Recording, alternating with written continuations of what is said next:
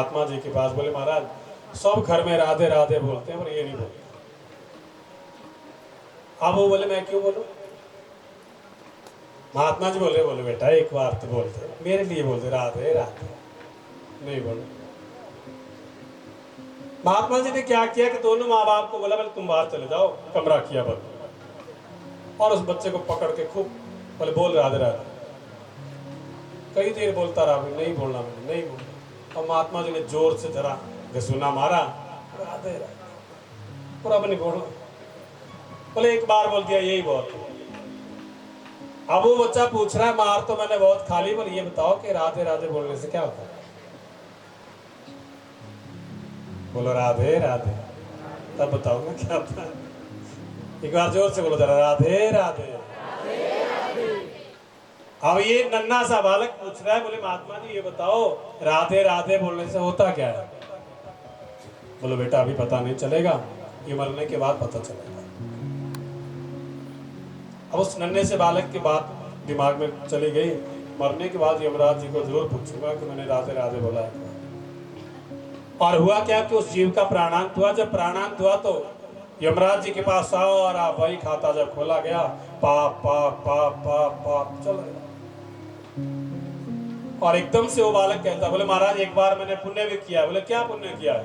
बोले राधे राधे बोला है। सारा पाप और एक पुण्य मिला।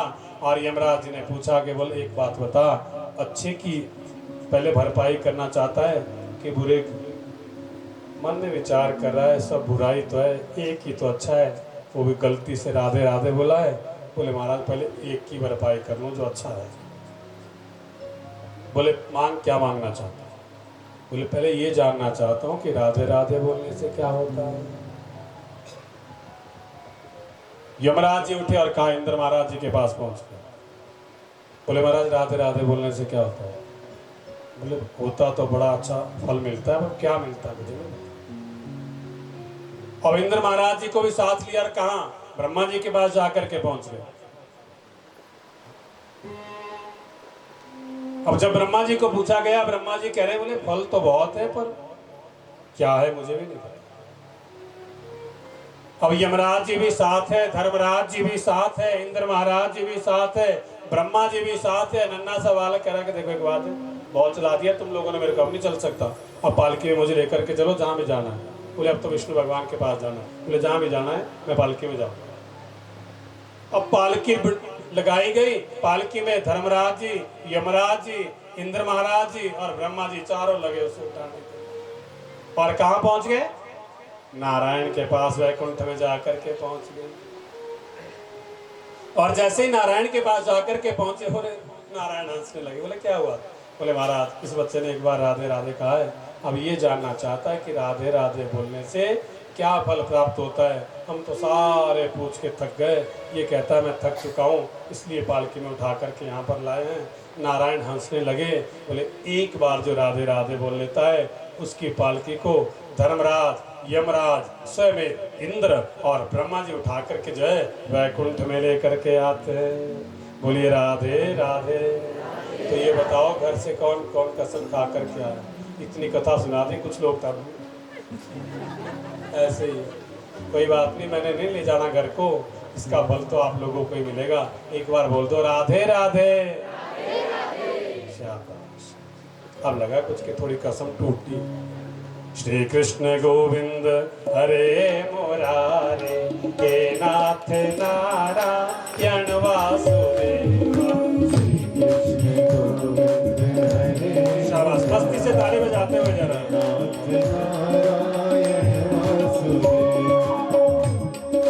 शाबाश, ताली ऊपर हाथ करके।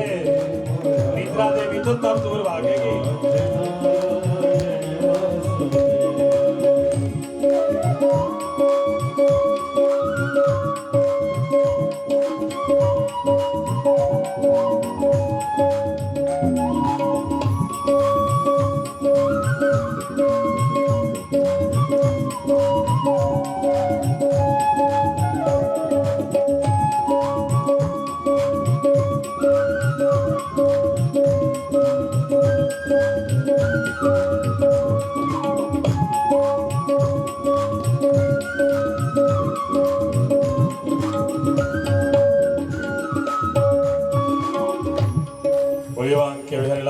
की।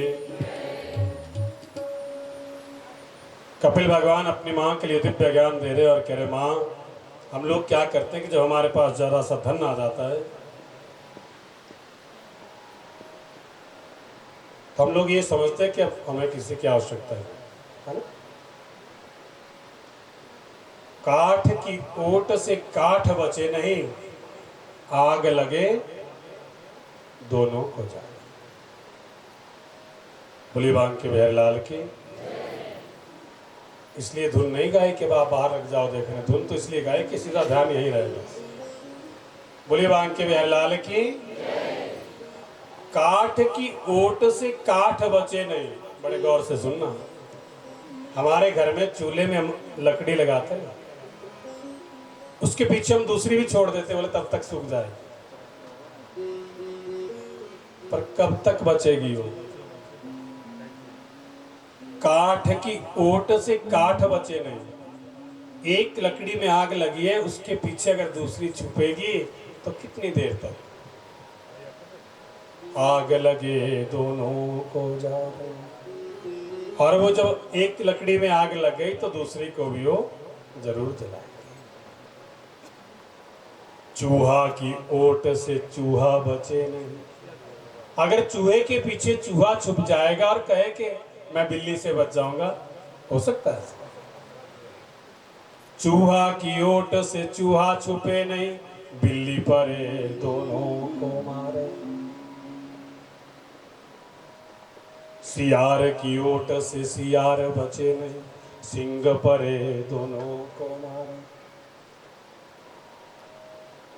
इसी प्रकार से कहते हैं जीव की ओट में जीव बचे नहीं। अगर हम सोचे ना कि मेरे बहुत ज्यादा मैं धनाढ्य हूं, अब मुझे किसी की आवश्यकता नहीं है ना, मुझे मरना तो है ही नहीं, मैं तो बिल्कुल अमर हूं। जीव की ओट से जीव बचे नहीं, ओट बचे हरि नाम पुकार। और जब हम जीवन में हार जाते हैं फिर हम किसे याद करते हैं? तब हम उसे याद करते हैं जब हमारे पास कुछ भी नहीं है। बोली बांके बिहारीलाल की। कपिल भगवान अपनी माँ के लिए दिव्य ज्ञान दे रहे और कह रहे, माँ इसलिए सत्संग करो। और सत्संग में जीव अगर जाता है तो प्रभु से प्रेम बढ़ता है, और जब प्रभु से प्रेम बढ़ता है तो भक्ति होती है, और जब जीव भक्ति करता है तो वैराग्य जागृत होता है।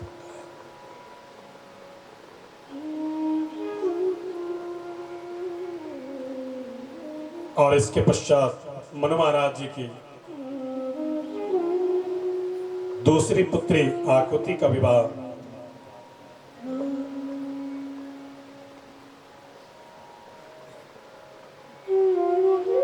प्रजापति के साथ हुआ,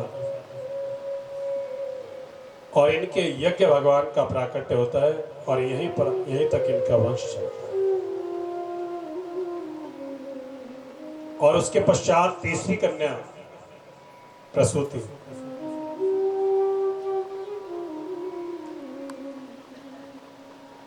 प्रसूति का विवाह प्रजापति दक्ष के साथ।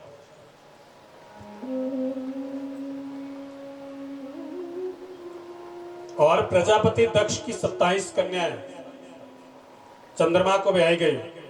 अश्वनी, भरणी, कृतिका, रोहिणी, मृगशिरा, आर्द्रा, पुनर्वसु, मुख्य, आश्लेषा। लेकिन सबसे छोटी जो कन्या है माता सती।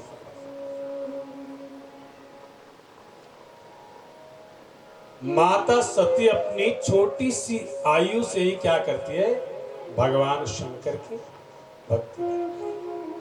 बालुका का शिवलिंग बनाती है, पार्थिव शिवलिंग, मिट्टी का शिवलिंग बनाती है, और खूब बिलपत्र, भांग, दतूरा, दुर्वा, फूल खूब चढ़ा करके भगवान शंकर की पूजा करती है। और भगवान शंकर को जो है ये पति रूप में प्राप्त करना चाहती है।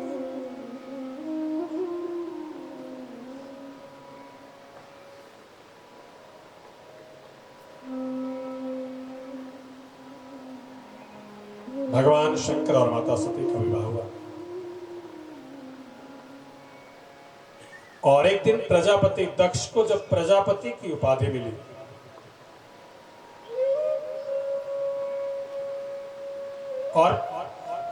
दक्ष जो अपनी सभा में आकर के पहुंचे, वहां पर ब्रह्मा विष्णु महेश सभी बैठे हुए हैं, सारे सभासद बैठे हुए हैं। और जैसे ही प्रजापति की उपाधि मिली दक्ष के लिए, अपनी सभा में आकर के पहुंचे, सारे लोग खड़े होकर के जो है प्रजापति दक्ष का स्वागत करने लगे, जय जयकार करने लगे। लेकिन ब्रह्मा विष्णु और महेश तीनों बैठे।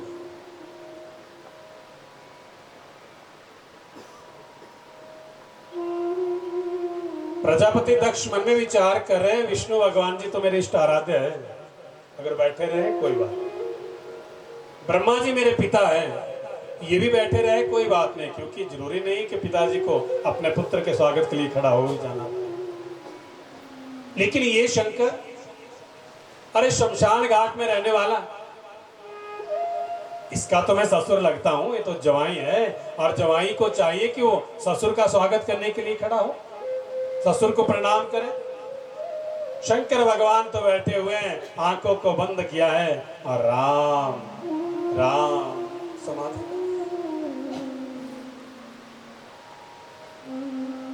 आज प्रजापति दक्ष ने भगवान शंकर के लिए बहुत सा भला बुरा कहा। शमशान में रहने वाला मंदारी है, ये भिखारी है, ये बहुत से ऐसे शब्दों को जब कहा, नंदी महाराज जी नहीं सहन कर पाए, एकदम से खड़े हुए और कह रहे हैं, प्रजापति दक्ष, भगवान शंकर को इतना भला बुरा कह रहे हो। और आज नंदी क्रोधित होकर के प्रजापति दक्ष से कह रहा है, प्रजापति दक्ष जाओ, मैं तुम्हें श्राप देता हूं कि जिस मुख से तुम मैं कर रहा है ना, ये तुम्हारा शीश कट जाए। जाओ, मैं तुम्हें श्राप देता हूं, तुम्हारा सिर कट करके जो है तुम्हारे बकरे का सिर लगे। और मैं तुम्हें श्राप देता हूं कि समय आने पर तुम अपनी ब्रह्म विद्या को भूल जाओ। अब जैसे ही नंदी महाराज जी श्राप दे रहे, भगवान शंकर की आंख खुली, नंदी को पकड़ लिया। बोले, नंदी क्यों इतने क्रोधित हो रहे? बोले, महाराज। नंदी रो भी रहे और कह रहे, महाराज प्रजापति दक्ष आपको बहुत सा भला बुरा कह रहा था, मुझसे सहन नहीं हुआ। भगवान शंकर कह रहे, बुरा तो मुझे कहा, क्रोध आपको क्यों है? भगवान शंकर उठे, अपने गणों को नंदी श्रृंगी को साथ लिया और कहा, कैलाश पर्वत पर जाकर के पहुंचे।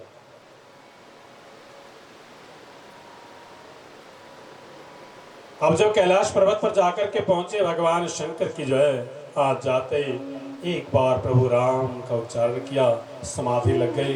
पूरे 10,000 वर्ष बीत गए और आज भगवान शंकर से बदला लेने के लिए जो है प्रजापति दक्ष ने क्या किया कि हरिद्वार कनखल में एक बड़ा विशाल यज्ञ रखा, जिसमें संसार के चराचर जीवों को जो है वहां पर आमंत्रित किया गया। लेकिन सभी देवताओं से भगवान शंकर के उस कैलाश पर्वत से होकर के आने के लिए जो है आज प्रजापति दक्ष ने सभी को ये कहा कि कैलाश पर्वत से होकर के अपने अपने विमान को लेकर के आना है। भगवान शंकर समाधि में लीन है, सारे देवता लोग जो है कैलाश पर्वत होकर के जो है और प्रजापति दक्ष के उस यज्ञ में।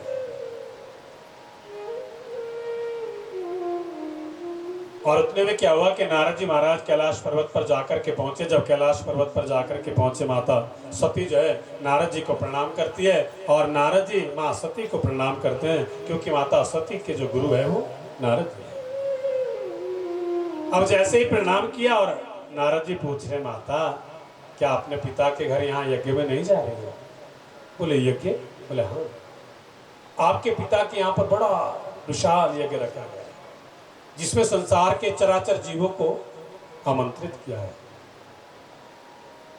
बोले, आपको निमंत्रण नहीं आया?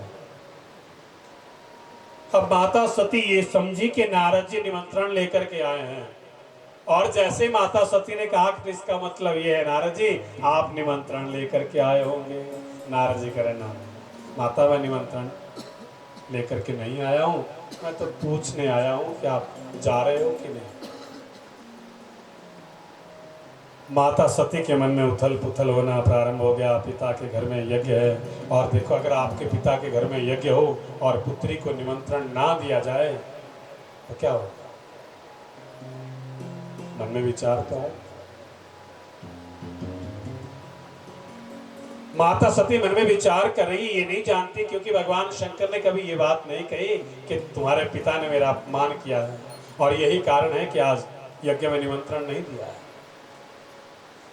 और जैसे ही कई हजार वर्षों के पश्चात भगवान शंकर की जब उस्मानी टूटी, नारद जी तो वहां से चले गए, और यहाँ से जो है चंद्रमा अपनी 27 पत्नियों के साथ उस यज्ञ में जा रहा है, और सती को देख करके ये सारी बहनें हास्य कर रही।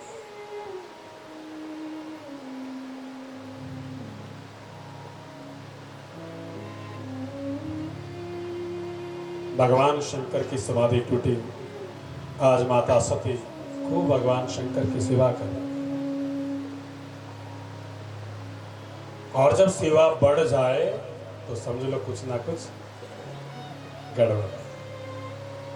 अब जब सेवा कुछ ज्यादा होने लगी, शंकर भगवान पूछ रहे सती क्या बात, आज कुछ ज्यादा सेवा नहीं कर रही?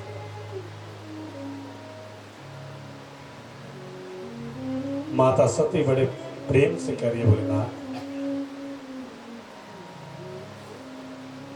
पिता के घर में बड़ा विशाल यज्ञ, बोले शंकर भगवान के। शंकर भगवान बड़े भाव से पूछ रहे, सती निमंत्रण आया है?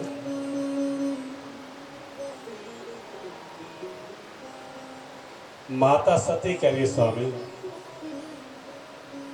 अब पिता के घर में इतना विशाल यज्ञ है, और शायद पिताजी काम वश जो है निमंत्रण देना भूल।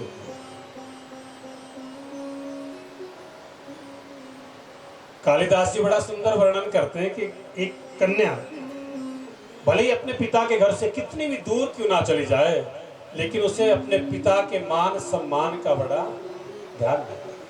देखो माता सती आज ये नहीं कह रही कि निमंत्रण नहीं दिया है, मां सती कह रही है कि भोलेनाथ शायद इतना काम होने के कारण पिताजी भूल।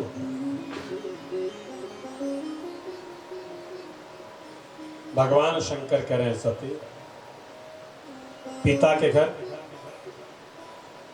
गुरु के घर और मित्र के घर जब मन करे तब चले जाना चाहिए, पर शर्त एक है, अगर वहां यज्ञ ना हो तो।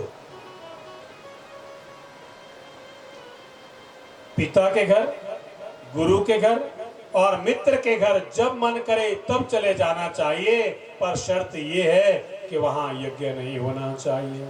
और यज्ञ अगर है, अगर आपको निमंत्रण है तो ठीक है, लेकिन निमंत्रण नहीं है तो नहीं जाना चाहिए। एक स्त्री हक। माता सती फिर भी बार बार जाने की जिद कर रही है, और जब बार बार जाने की जिद कर रही है तो नंदी और श्रृंगी के लिए भगवान शंकर कह रहे कि जाओ, सती अपने पिता के यहाँ यज्ञ में जाना चाहती है, इसे लेकर के जाओ। लेकिन माता सती जब जाने के लिए तैयार हुई, शंकर भगवान फिर भी ये कह रहे कि देख सती, ये नहीं कहा कि वहां मेरा अपमान होगा। भगवान शंकर कह रहे सती अगर वहां तेरा अपमान होगा तो वापस चली आना। बोलिए शंकर भगवान की। माता सती का भगवान शंकर पहले ही त्याग कर चुके हैं, ये माता सती भी जानती।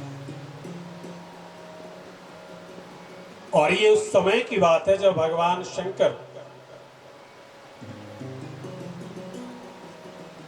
माता सती को साथ लेकर के कुंभज ऋषि के यहाँ पर अगस्त्य मुनि के पास राम कथा का श्रवण करने के लिए जा रहा।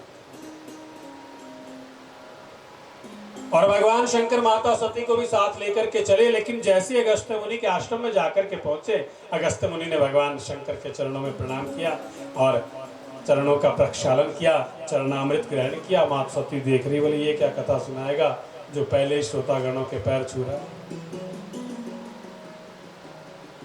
अब जैसे ही राम कथा प्रारंभ हुई, भगवान शंकर बड़े ध्यान से राम कथा को श्रवण कर रहे हैं। अगस्त्य महाराज जी कह रहे हैं, लेकिन माता सती यहाँ वहां देख रही है, कौन आ रहा है, कौन जा रहा है। और जैसे ही कई दिनों तक कथा को श्रवण किया, कथा श्रवण होने के पश्चात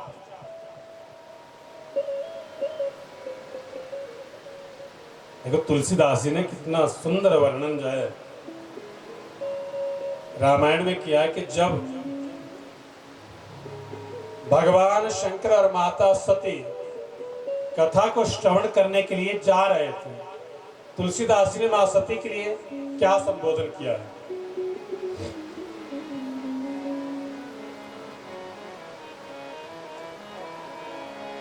संग सती जग जननी भवानी,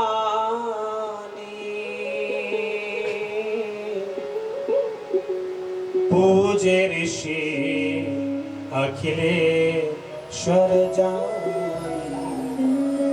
राम सिया राम सिया राम जय जय। क्या करें तुलसीदास जी, भगवान शंकर के साथ कौन चलिए? संग सती जग जननी भवान, जगत की जननी माता सती भगवान शंकर के साथ चली है। संग सती जग जननी भवानी, पूज्य ऋषि अखिलेश्वर जानी। राम सिया राम जय जय राम। राम सिया राम जय जय राम। और जैसे ही अब कथा को श्रवण करके वापस आ रहे हैं, भगवान शंकर चले हैं और साथ में कौन? माता सती।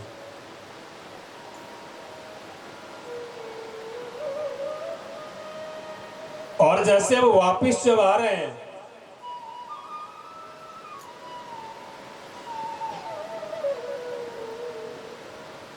भगवान शंकर ने जैसे विदा मांगी और एकदम से तुलसीदास जी क्या कह रहे हैं? मुनि संग विदा मांगी त्रिपुरारी।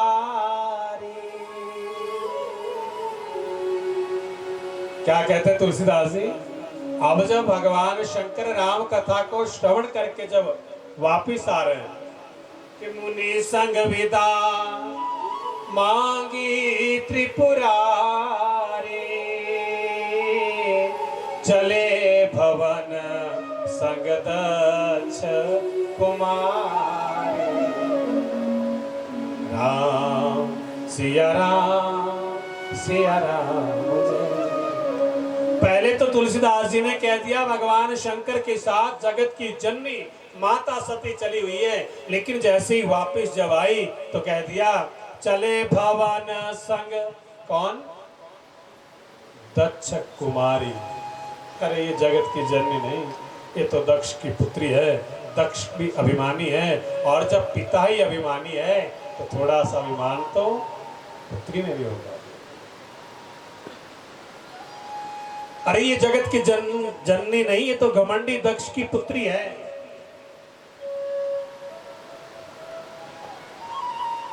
अब जैसे ही वापस जा रहे कैलाश पर्वत की ओर, रास्ते में चलते चलते, ये उस समय की बात है जब प्रभु श्री रामचंद्र जी को 14 वर्षों का वनवास हुआ है और रावण के द्वारा माता सीता का हरण किया गया है। राम और लक्ष्मण जंगलों में भटक रहे हैं और प्रभु श्री रामचंद्र कह रहे हैं, हाँ सीते तुम कहाँ? अब जैसे प्रभु श्री रामचंद्र जी का दर्शन जब भगवान शंकर को हुआ और भगवान शंकर ने प्रभु श्री रामचंद्र जी को नमन किया, और जब नमन किया माँ सती देख रही है, ये तो देवों के देव महादेव है, सब इनका भजन करते हैं और ये इस तपस्वी के लिए नमन कर। माँ सती पूछ रही है, भोलेनाथ ये कौन है जिसे आप प्रणाम कर रहे हैं? भगवान शंकर कह रहे हैं, सती हम तो धन्य हो गए, जिन प्रभु श्री राम की कथा को श्रवण करके आ रहे हैं उन्हीं के दर्शन हो। बोले ये? बोले हाँ यही मेरे राम। माता सती हंसने लगी, कह रही, बोले ना आप तो पागल हो गए, ये तो कोई राजा है अपनी पत्नी के वियोग में रो रहा है। भगवान शंकर करे नहीं सती, यही मेरे राम है।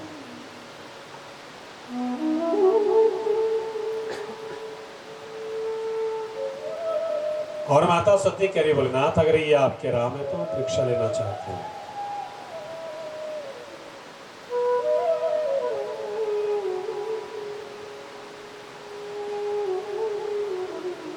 भगवान शंकर कहने सती, देखो अगर परीक्षा लेना चाहती तो जाओ, लेकिन एक बात का ध्यान रखना, परीक्षा विवेक से।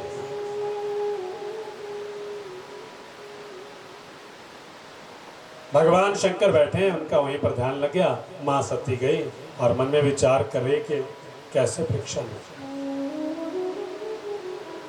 प्रभु श्री रामचंद्र जी विलाप करते हुए जा रहे हैं, हाँ सीते तुम कहां हो? आगे आगे प्रभु श्री रामचंद्र जी, पीछे लक्ष्मण जी। और जैसे ही माता सती परीक्षा लेने के लिए गई, आज माता सती ने सीता का रूप धारण किया। और जहां प्रभु श्री रामचंद्र जी विलाप कर रहे हैं, हाँ सीते तुम कहां हो, और वहीं आगे रास्ते में जाकर के मां सीता